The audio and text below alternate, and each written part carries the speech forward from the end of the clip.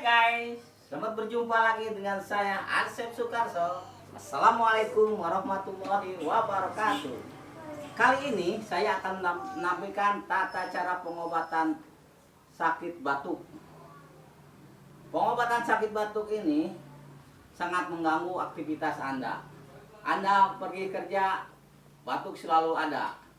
Nah, dengan ini saya ada solusinya. Dan pengobatannya dengan cikur. Caranya, cikur ini deket cikur. Nah, cikur ini kita kupas dulu. Nah, ini guys, kita kupas dulu cikur ini biar bersih.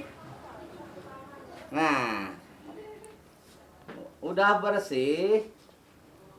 Lalu kita udah bersih nih, guys.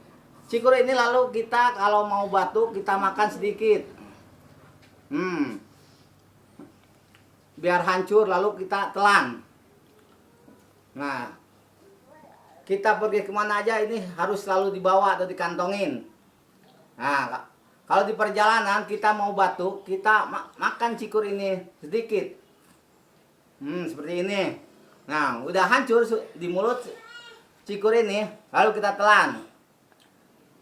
Nah, begitulah cara-cara penyembuhan penyakit batuk, yaitu dengan cikur.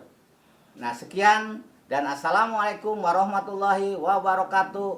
Mudah-mudahan bermanfaat buat Anda semua.